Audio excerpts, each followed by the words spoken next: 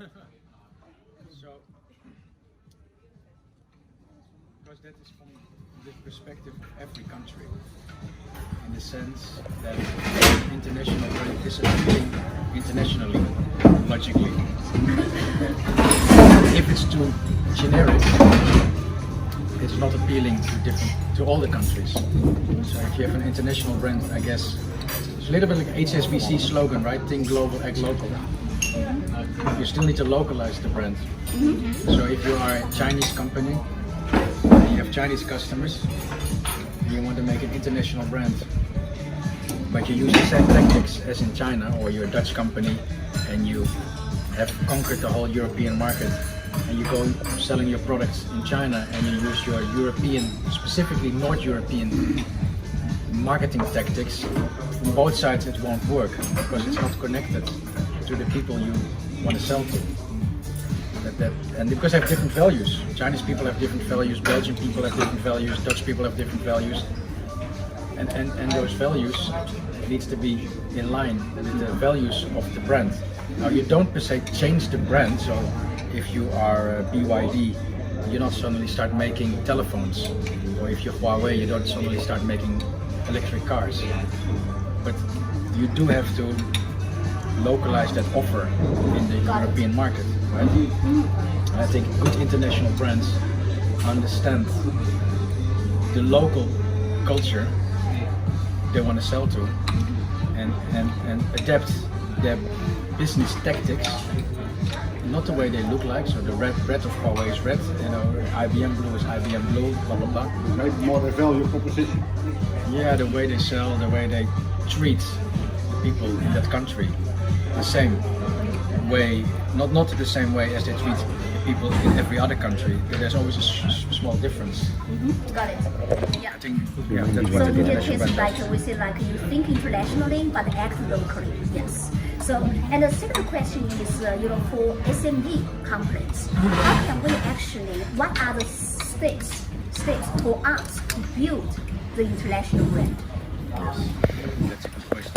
I think everybody knows the 5 P's, right? Marketing, Yeah. product, place, price, promotion, and something else. And the 7 P's, and there is 12 P's, and there's 3 P's, and whatever not. But what we do, we try to sort of, you have to see it in 2 ways.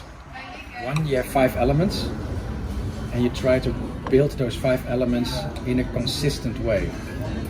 And it doesn't have to be expensive. So consistently shitty is still consistent, right? And what Apple is doing, they do everything perfect, but that's another scale, right? It's not an SME. So you think of 5 things. First is the brand philosophy. So what is the DNA of the brand? The product concept. So what is the concept of the product that emerges from the essence of the brand DNA. So if the brand has the philosophy, like for example Google, unlocking the world of information, their products have to unlock the world of information.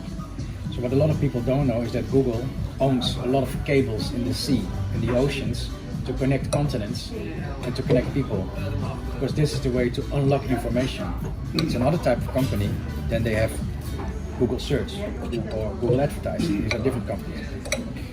Everything they do is with the purpose of unlocking the world of information. That's the concept of the product, emerges from the philosophy of the brand. Still follow me?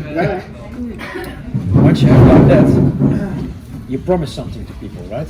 So the purpose is often in line with the promise of the brand. And that can be very simple. That can be, we have the cheapest bottle of water, or we have the freshest flowers, or we have the fresh in the morning cakes. Whatever, and that can be coming back. And every time you go, it starts from the beginning. Is the brand philosophy this or that? Then the product has to be this and that, and then the promise has to be. They all have to be very. It's actually very simple. You just have to be consistent. And the more difficult you make it for yourself, the more you write, the more things you write down, the more complicated it gets. That comes later. So the key message. What is your key message, and to who you want to communicate it, and to what and how you're going to communicate it. And that's often a focus issue. Then comes the price. Is the price high? Is the price low? Does the price, reflect the purpose or not? The products you want to make, is that in the beginning cheap or is that expensive, and if the price is high, then means the way product philosophy is executed also has to change.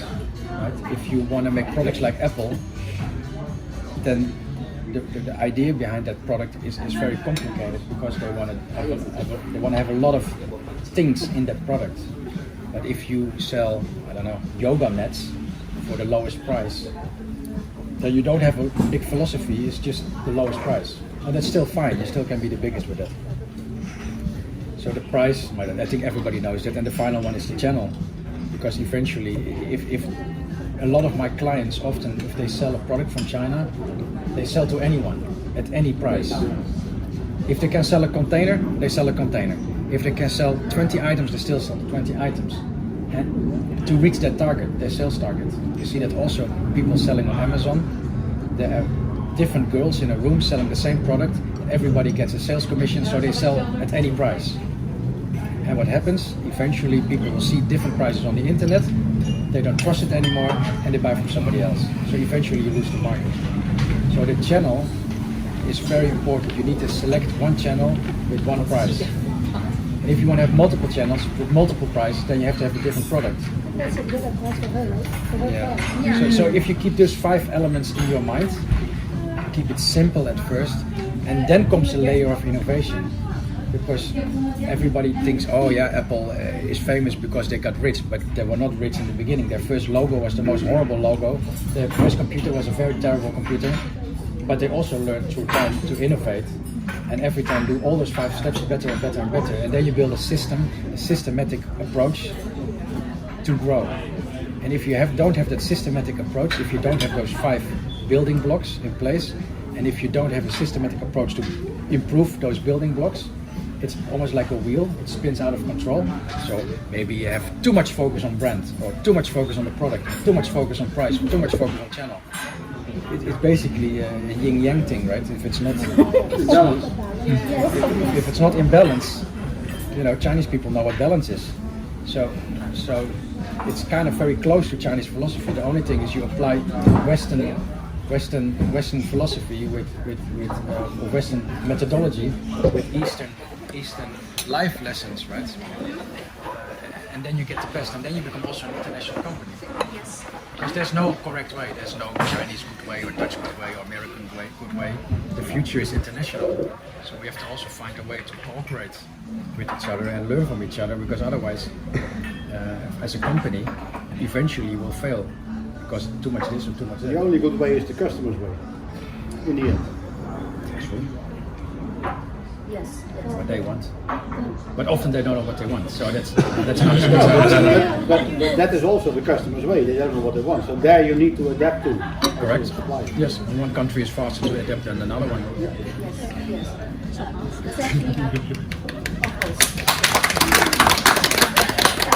So actually, when you are sharing, I also feel like running a business is actually also about the person itself. You need to have the motivation. You know where are you going, what is the direction. But you also need to know, get your hands dirty, adopt with the market, know who is your target audience. And our purpose is creating value for this from your product, your service. And secondly, based on your question, the answer you provide, everything actually is built on the structure, systematic structure in there. And then which make it simplified and do it constantly. So this is actually also not about the business, but it's also about the art of life. Yeah. So, but really thanks for sharing, and because you also answered my third question, what are the mistakes we should avoid while we are doing the branding? Yeah. And maybe next time I'd like to have you. I think about for our community, of course, we gather together like in the nice location and a fun, loving person. But maybe next time we can also make it a bit longer event, so our experts from different industries can present their specialties, so we can also gain different insight and to take this value away. Great. Okay, thank you. Thank you, Lan Meirong. Yeah. Okay, now what happened next? Like, What's the real name?